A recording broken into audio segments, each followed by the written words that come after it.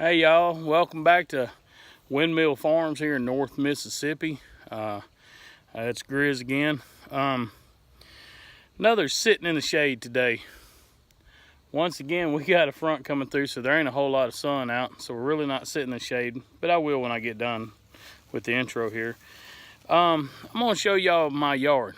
Now I let my yard kind of grow up during the early spring, for the simple fact that we have bees on the property. And when the weather gets just right and starts coming out, we need for the bees to be able to feed on things. So I normally don't mow, even though the grass is, or it's not really grass, some people would say weeds.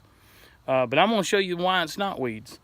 You've already seen my sitting in the shade about the deadhead nettles, sorry. It's been a long day at work. So when I turn this around and show it to you again, you're going to see my yard is full of these deadhead nettles. But I leave them alone.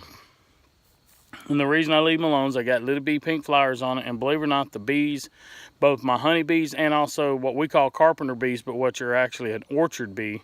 They're not a bumblebee. Some people think they're a bumblebee. They're not. They're called an orchard bee or a carpenter bee. They come to them. They get in them. But I've got a few things here that I'm going to show you that I just don't mow my property until then, because I try to let other flowers start coming out on a regular basis that will give my bees something to feed off of early in the spring. So y'all come on, join me today. Like I said, I'm going to show y'all some of the stuff I've got in my yard. It's grown up. I'm giving you fair warning now, but I'll explain as I go through. All right, y'all come with me.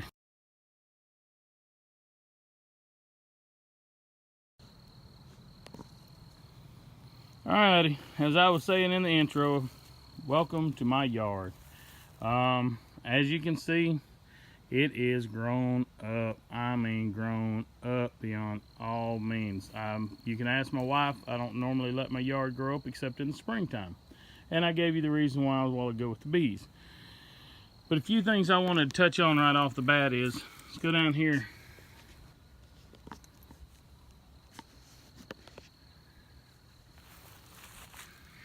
Anyway, if y'all look down here, you'll notice this nice, beautiful, long, spindly thing has these very almost fern-like leaves on them, and these little purple flowers. I don't know if I can get this thing to zoom in on that little bitty flower much better. There we go. But this right here is fetch, just your common fetch. I love it. It's something that grows very good in the fields to feed your cows. Once again, you see the little bitty flowers on it that the bees and stuff will come to. You see all the deadhead nettles that are just everywhere in here. I mean, they're just literally, they're everywhere in here. Most, excuse me, most people who like a yard would have a fit in mind, for the simple fact of the way that I have different quote unquote weeds growing in here. But as I showed you with the deadhead nettles, they're not a weed. I just showed you the fetch. It's really not a weed. This right here, let me see if I can get this thing to, that right there, that's wild sage. See the square stem? See how it's hairy? I don't know if you'll be able to see it. Let me try to get it in here a little bit closer. See how it's kind of hairy on the stem? It's square. When you get down here to the bottom, if you'll notice, the leaves are got purple veins in them and purple fringes. See how you got the purple coming up the main thing here? So that's a wild sage. That's a medicinal herb. Once again, it has flowers on it. It's one of the things that we do to leave out here for the bees, both the carpenters and the regulars. Now we call these white tops. I do not know what the actual name of these things are called. We call them white tops because if you actually let this thing go for another week or so, you're going to see a whole bunch of just little bitty white flowers on top. It is not a chickweed. I do not know what it really is. I do have chickweed on the property, just not here in this part of the yard. But another thing that I wanted to show you is we have clover down in there. Now, I love both white clover and crimson clover. I got a video coming of the crimson clover. I did it as a sitting in the shade. However, I've not finished making the jellies on it, so I'm not going to produce it just yet. When I do get it done, I'll show it to you. But you see all the wild sage I got in here? Look, I pull this thing all the way up, roots and all. Once it goes to head and gives me some seeds, I pull it up. You're always going to lose some seeds, but I try to keep the seeds myself also. But that's a medicinal herb. I don't know if you can see it in here. Wait a minute, I know what I can do. I got a piece over here I pulled up earlier. So let me go over here and and the reason I pulled it up is because it was over here by my goji berry. And I'm trying to clean out around my goji berry.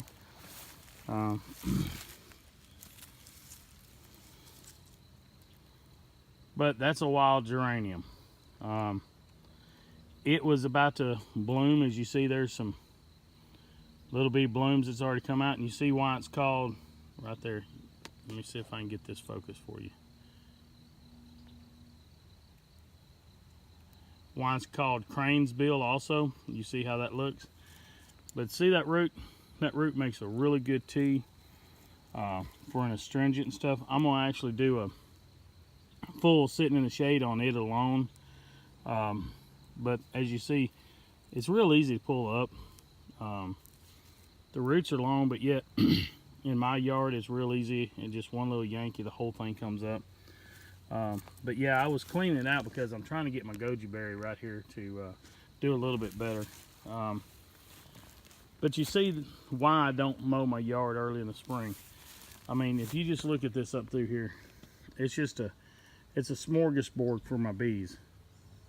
Actually, I don't know if you can see them or not.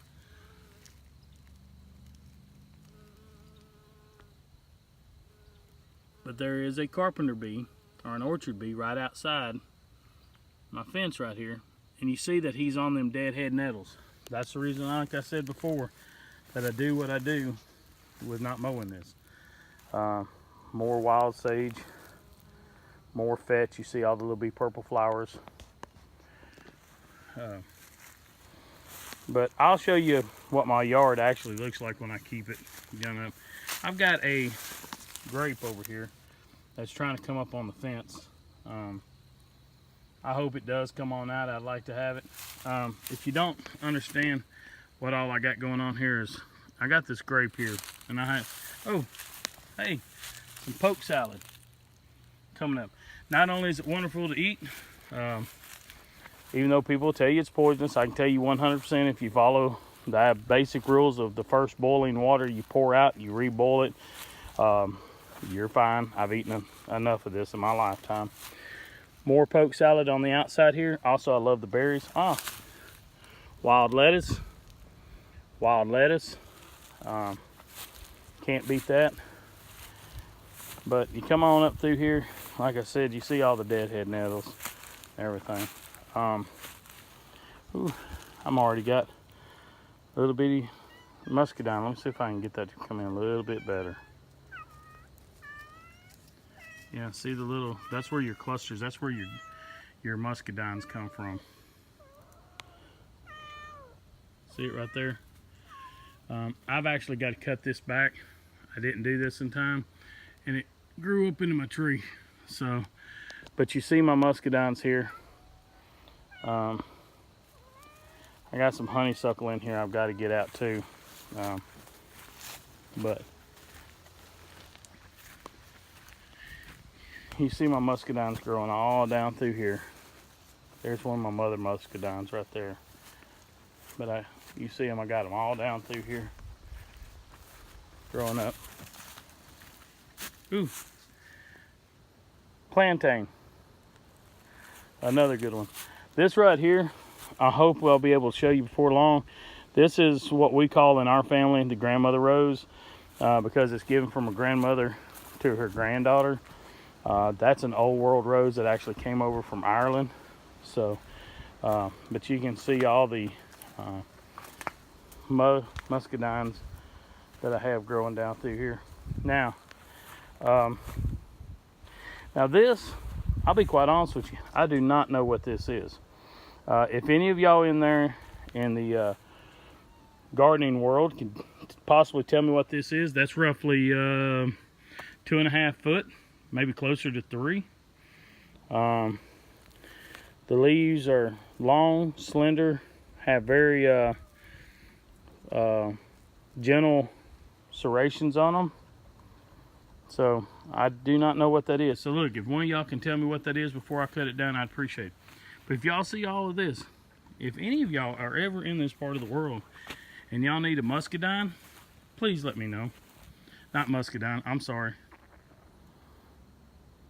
If y'all ever need wisteria. Now if you need muscadine, just let me know in time and I'll plant one from it too. But my wisteria is taking over the yard, as you can see. It's growing everywhere. This is my camellias. I love these in the late fall. But I'm gonna get around here and show you why our wisteria. Look at it. And also, smell-o-vision, it just smells wonderful. But if you can get in here and see, sorry y'all, I'm trying to get underneath this thing, how big this thing really is. I can't even put my hand all the way around it. I mean, you see how big this one is, and this is the smaller of the two. That is the size of my wisteria up in here. This thing is huge. It also puts off wisteria beans, which if you know anything about wisteria, does not produce until it's about 15 years old, 12 to 15 years old. So, yeah, wonderful, wonderful, wonderful. So, but yeah, this is why I don't cut my yard. This is what it looks like. I hate to show it, but at the same time, it's good. Of course, I got more wild lettuce, poke salad in between over there. Wild dandelions, geraniums, more lettuce. So yeah, that's pretty much a quick look around here and what all we do, what we let grow up during the springtime around here. Alrighty, y'all. Y'all seen a walk around my property, and now y'all seen how inside the yard here, how I don't cut it and everything else. And like I said, if one of y'all can tell me what that one weed was that and I call them weeds, even though I know most of them are medicinal herbs in one shape, form, fashion or another. But if y'all could just let me know, I'd appreciate it. Sorry, I got animals walking all around me and stuff, so it's one of those that just trying to keep up with all the different animals walking around me. So, but look, if any of y'all need wisteria and you're in this part of the world, let me know. If any of y'all need my muscadine or scuppidine, depending on which, I've got both. I've got the purple skin and I've got the gold skin. So if any of y'all are in the area and need that, let me know. I'll start planting some. Or if you know you're coming through the area in a month or something, normally what I can do is take a pot, put it out there, put some potting mix in it, run one of the vines off into it, bury it up at one of the nodules, leave it there for a couple of weeks, cut it loose from the main one, and it's normally a new vine ready for you to grow your own. So but just let me know if I could do any of that for any of y'all when you're in the area, because trust me, it's like I'm wisteria poor and muscadine poor, I'm just saying. But hopefully I'll get the blackberries and the grapes going in such a way that I could do that maybe next year or the year after for people too. Kind of like Bruce Ards and them did the elderberries. Speaking of which, now I've lost 2 elderberries. I don't know what the hell I'm doing wrong with them, but the other ones that are living are looking fantastic. I don't know what I did to the first one. It never even had leaves or anything come out on it from what I brought back. And then the second one got leaves on it, looked real good, and then just went south. So I don't know what I did with that either. This is my first year ever dealing with elderberries, so if y'all could give me a hint on what I might have maybe done or didn't do or whatever, I'm always willing to learn something from somebody else if I didn't do something right. So if y'all could just let me know. But appreciate y'all going around the farm with me today. Quick look at my grass. It'll be cut after this weekend. there's enough other flyers and stuff coming up that we're good to go. Enough clover. I've got both white clover and red clover going in the pastures right now in different areas, so we're good to go there. So I'll be mowing if this weather will ever let up. We're supposed to have hail and strong winds and stuff coming in tomorrow. Kind of hope it passes us up. I don't mind a little bit of rain tomorrow, but I kind of hope it passes us up. So, but anyway, I thank y'all for coming with me on my little venture around the yard today. If y'all like what y'all saw, please hit the like button. Subscribe if you haven't already subscribed, please. And if you know anybody that needs you might need to know to watch this video, share it with them. I will be having sitting in the shades on several of these more in depth to exactly explain what each one of them are really good for and how to prepare them and how to either cultivate them or how to preserve them. So if y'all can hear, I got cardinals and little titmouse, and I also have a snowbird, what we call a snowbird. It's actually a chickadee, but most folks around here call it a snowbird. But like I said, it's actually a chickadee. You can hear it in the background. I don't know if you could actually get it in camera or not. I don't know if you can see it up in there. But anyway, I got all the birds and stuff coming out all around me. So, but look, y'all have a blessed day. And as always, stay safe.